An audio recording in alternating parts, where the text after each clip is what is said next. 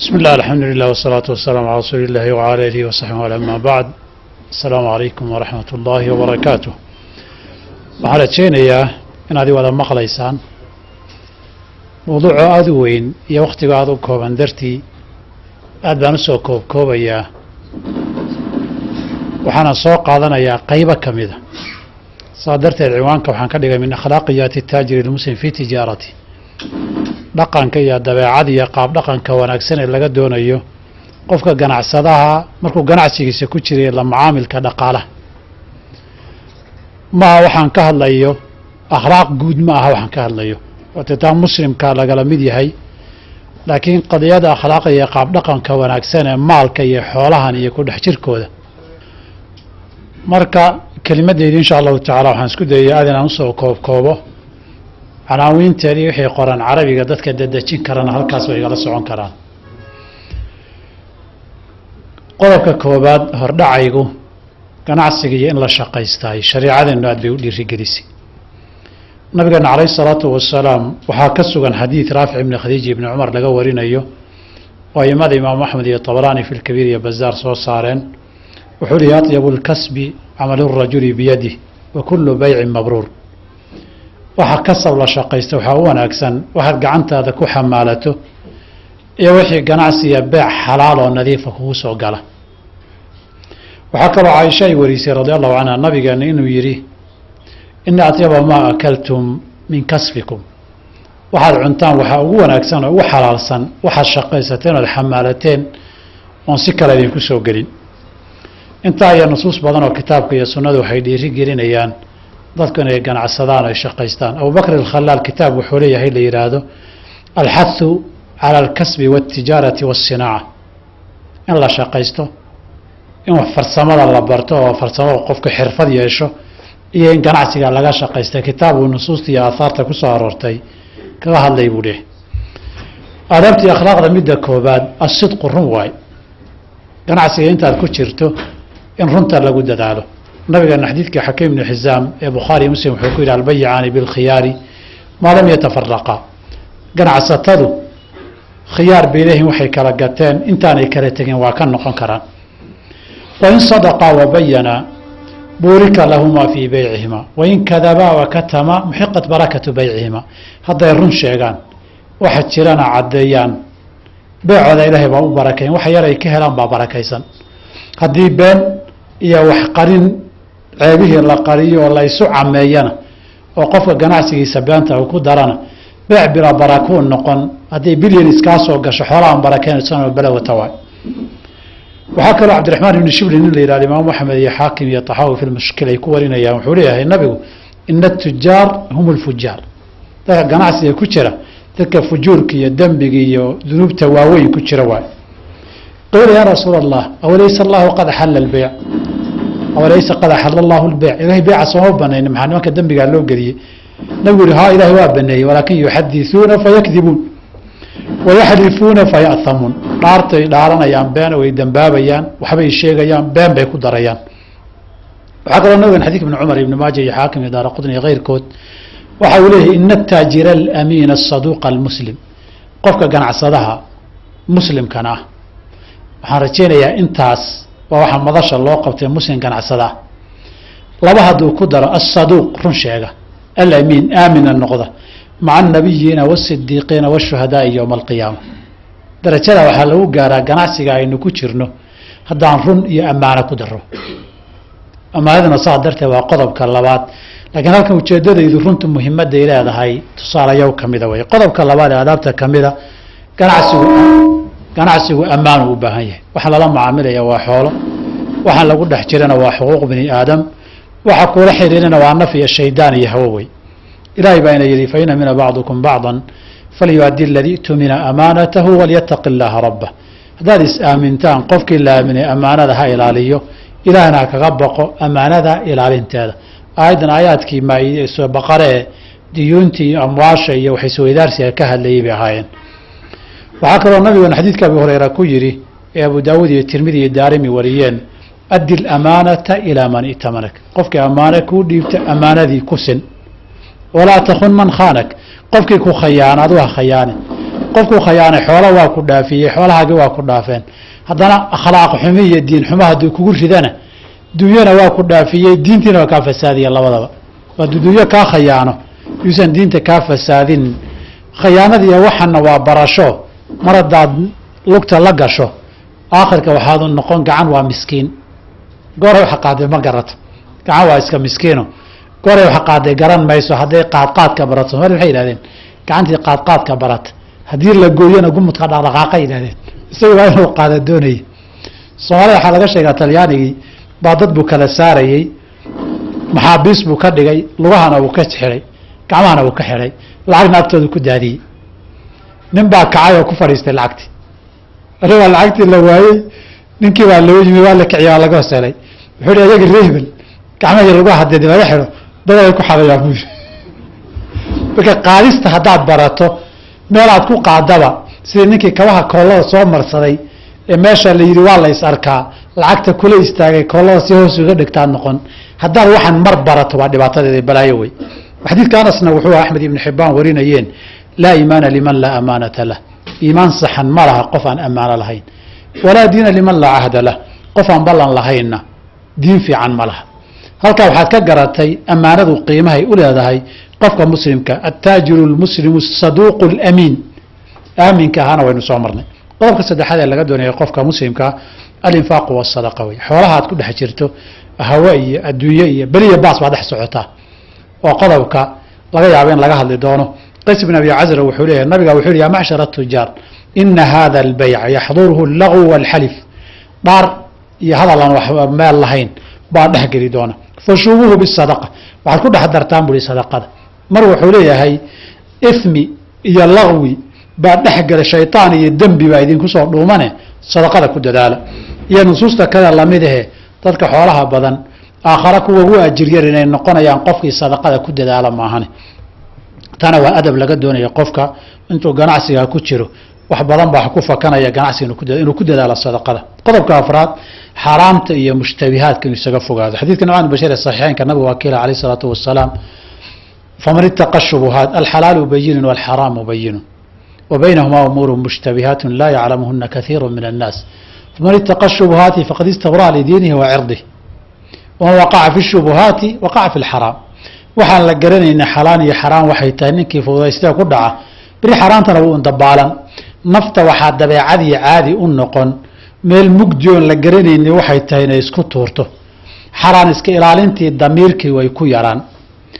marka dambe saad meel walba mugdi ay isugu tuurayso tani ma cadda xaraan inay tahay leedahay. waxyaabahan mushtabihaadka haddii dadka qaar ka qarsoomeen ama waa xaraan ama waa xalaal, qayb baa kaa qarsoontay. haddaad isku wada tuurto kolaba qayb xaaraana waad geli. haddii aad meesha xun aga wareegtana waxaad noqon anigu baktiga ma cune laakiin maraqiisaan cabaa, anigu khamriga ma cabo laakiin makhaayadda lagu cabaan ku qaxweeyaa, oon ku casareeyaan galabtii hor fadhiistaa. dee sax maaha, ma qayila laakiin qolyaha qayilaan iskala sheekaystaa ama iskala cawaysaa. marka dambe halhalun baad u qaadi. haddaad shubuhaadka xawla alximaa ku warwareegta dalaqun baad ihi marka dambe. xadiidkii cumar ee طabaraani fi lawsadna wuxuu tilmaamayaa alxalaalu bayinun walxaraamu bayinun fadac maa yariibuka ilaa maa laa yariibuka. waxaad ka shakiday isaga tag, waxaan shaki ku jirin oo xalaala badane xalaashaa la hubo doono. marka xadiidkii xasan ibni cali wuxuu leeyahay dac maa yariibuka ilaa maa laa yariibuka faina sidqa طumaaniina wاlkadiba riiba. beentuna waa shaki iyo walwal bay leedahay. waxaad ku darsataa xadiidkii kale ahaa aliثmu maa xaaka fii nafsik wataradada fii sadrik wakarita an yaطalica annaasu calayh wain aftaaka annaasa wa aftawka. xataa fatwo haddii lagu siiyo wixii niyadaada ku degi weydee walwal kaa galo isaga tag. risqa xalaashaa fara badane. waxaa ka mid oo shanaad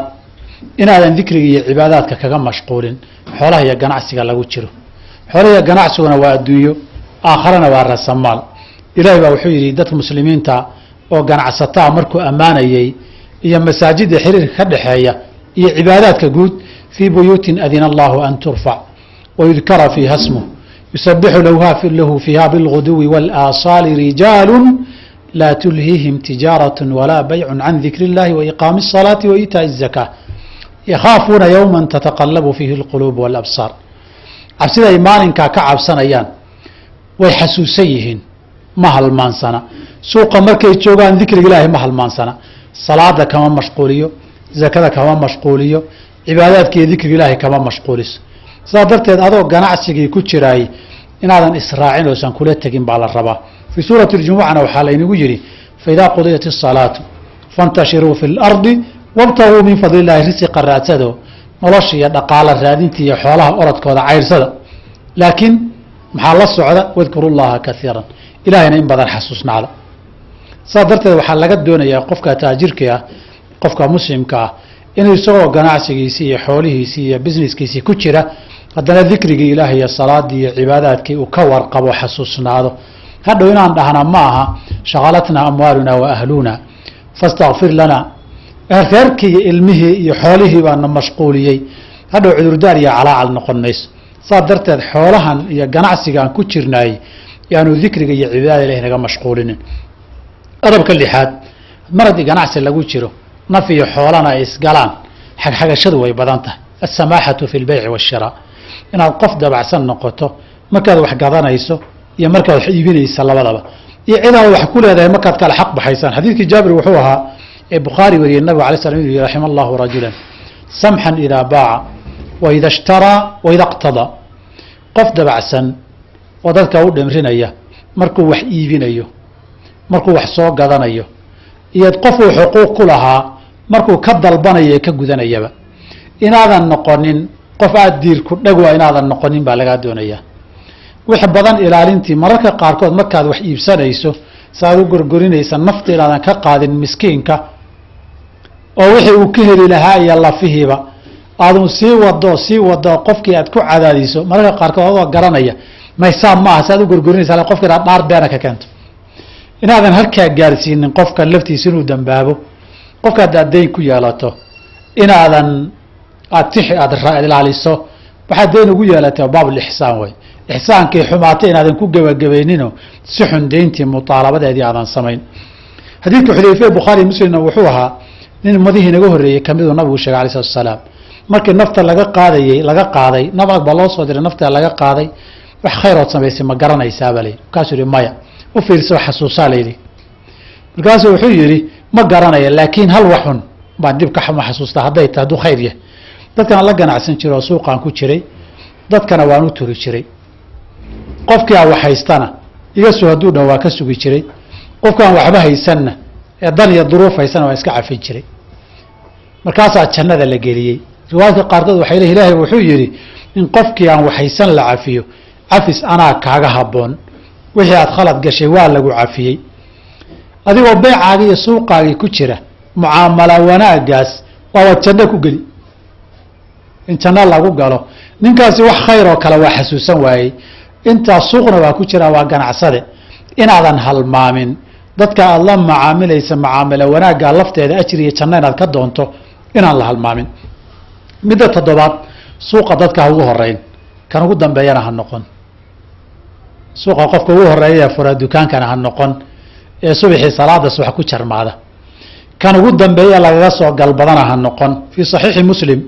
min xadiidi abi hurayra nabigana waa kale axabu lbilaadi ila اllahi masaajiduha wa abgadu lbilaadi ila اllahi aswaaquha suuqa ilaahay ugu necebya ilaahay dhulka meeshuu ugu necbaa inaad dadka ugu horeyso halkaa waxay tilmaamaysaa qalbigaagu meesha ilaahay necebyahay si ugu xidhan yahay iyo halkuu kaa joogo inaad ugu dambaysana sababta aharka salmaan culamada qaarkoodna xukmu rafci buu leeyihin muslim wariyey ba wuxuu leey laa takuunanna in istaطacta awala man yadkhulu الsuuq walaa aakhira man yakhruju min qof ugu horeeya suuqa gala ha noqon qofka ugu dambeeya kasoo baxna ha noqon maxaa yeelay fa inaha macrakatu shayطaan shayطaanka dagaalkiisii iyo furinta dagaal ee dadka uu ku dhumaya meeshaasay ku taalla ay ka furanta meel furin dagaala dadka ma looga horeeyaa mase looga dambeeya dee ma mudna haddaad meel dagaal iyo xabadi ka dhacayso dadkii keligaa gasho dee xabadoo dhan aday kugu soo foorarsan haddaad dadkii kaga hadhana adaa la isugu kaa tegi markaasuu wuxuu leey wabihaa yansibu raayata calankiisa iyo bandiiradiisana halkaasay ka bigbiglaynaysaa meesha waxaa dadkaa gelinaya khiyaanada iyo qishiga iyo beenta iyo dhaarta iyo isdaxadka iyo xatooyada iyo meeshay ka socoto meeshu waa meel khatara waay meel halka ay ka socoto ha u horeynin dadka haddaad ugu horeyso shayaadiintii halkaa dadka ku sugaysay bandiradii iyo calanka u taagnaa ee dadka hadhow ku kala firdhi lahaa aday dam kugu dhihi way ku gooban. haddaad dadka kaga hadhana aday ku gooban. meel cadow iyo xabari ka socoto dadka loogamana horeeyo loogamana dambeeyo hadday lama huraan noqoto inaad gasho. tan sideedaad xuquuqda dadku kugu leeyahay adoo awooda ha meermeerin hana warwareejin haddii adoo awooda. xadiidkii shariid ibn suwayd wuxuu leeyahay nabigu sala allahu alayh ali wasalam layu lwaajidi dulmun yuxilu cirdahu wa cuquubatah. qofkii wixii isagoo haysta lagu lahaa dadka warwareejiyaay waa dulmi banaynaya in wax laga sheego oo la caayo oo sharaftiisa la dhaawaco. sidoo kale banaynaya hoggaan iyo maamul hadday jiraan in la ciqaabo oo la ganaaxo oo la xidho banaynaya. marka naftaadu xaq lagugu leeyahay oo inaad guddo ay tahay inaad cirdigaagii sharaftaadii suuqa u dhigto iyo miiska naftaadii iyo ciqaabna u dhigto aakhirkana lagaa qaado waxba ha helin waayo. warwareejintiina waa dulmi iyo waa dembi. aakhara waa dembi, adduunkana waa cay iyo xabsi, aakhirkana lagaa qaad. maxaad ka codsatay marka? waxaa lamid a xadiidka abi hurayra ee saxiixeynka uu leeyahy matlu lghaniyi dulmun. qofkii wax haysta lagu lahaa xuquuqdii lagu lahaa haya inuu warwareejiyo oo meermeeriya dadka dulmi waayo. waxaa lamid a xadiidka abi hurayra bukhaari man akhada amwaala annaasi yuriidu adaaha adda allahu canhu. qofkii xoolaha dadku ay xaggiisa soo maraan isagoo niyadiisi iyo ku talagalkiisu inuu gudo ay taho iska bixiyo laakiin duruuf ay qabsato allah caawinaya oo u kaalmaynaya oo u fududaynaya guditaankooda. qofkii laakiin qaatee marka horeba aad bixisid aan lahayn ninkii gaslaanta lagu meerinayey ee xoolaha badan loo sheegay see yeeri baa layidhi iyada way ogtahay inaana siinaynin soo meeri buui iyaduba way ogtahay inaana siinaynin markaa ku meheri uu leeyahy inuu siiyaa ma rabo waana ku talagashan yahay. waxaan joogay dhowr iyo siddeetankii waan filaya 82 miyahayd gabar reer hebel oo Soomaaliya oo waxaa la soo caray nin reer hebel oo Soomaaliya. labada reer show gabadha reerkooda isbidayay inay dadkii faraha badnaa ay ugaasyada ahaayeen. hal meeriye markii la yiri baa la yiri meherkaaga sheego 40 geela bay tir 40 geela markaas waxay naama ka deys waree hebel guursa 40 ka yaraysa aqli mehe orday tir isagii baa loo yimi saasay tiri iska meeri iyada baan siinay way ogtahay raasii kooyna talageelle ku meeri xoolaha dadka iyo xuquuqda inaad dusha u ridato ee xaggaaga soo maraan aad damaanato adoon doonaynin inaad bixiso atlafahu Allahu calayhi. ilaahay waa xoolihii ku luminayo niyadiisa xun baa loo raacaya xuquuqun dusha ka saaran bayna noqonaysa. akhiran waxaan filayaa waqtigeygii way gabagabo axkaamta tijaarada in la barto. suuq baan ku jirnaa, shaydaan baa jooga, xalaal iyo xaaraantii baa aakhiru zamaano. qofkaan xaraan cunin qiiqeeda iyo boorkeeda soo gaaraya xilligii la yiri baan joognaa. axkaamta in la barto sida Tirmidhi ka wariyay Umar radiyallahu anhu warda suuqu mari jiray ushiisa soo haysta. qofkii si khalad wax u gadaya arkay su'aal iyo laba intuu weydiiyay axkaamta suuqa iyo beeca garan waaye saddex intuu ku jiro suuqa ka cayrin jiray. wuxuu dhihi laa yabiic fi suuqina illa man tafaqaha fi diinina. suuqa yaga wax ku gadin qof diinta iyada yaqaan oo xalaal iyo xaaraan kala garanaya maahane. dadka imaanaya wax gadaya waayo maalin kasta aad meeshii fadhidaa waad ku jirtaa. axkaamta waxaan aad gadaysa inaad barataay kuguma adka. dadka imanaya marka xaqooda inaad iska ilaaliso, dambi iyo xaraam inaad iska ilaaliso, ilaahay inaad ka baqdo waxa asaas u ah dee dambigii inaad kala garanayso waxaan dambi ahayn, xalaash iyo xaraantii aad kala garanayso. intaas baan ku soo koobaya waqtiga oo gaaban dartii. ilaahay subxaanahu wa ta'aala waxaan ka baryayaa xaqa inuu sugo kuwa akhlaaqda iyo inta kale inaan sheeginba iltizaamana inaga dhigo. waxaan rajaynayaa waqtigeena wax ku darsanin. waa mahadsantihiin. والسلام عليكم ورحمة الله وبركاته.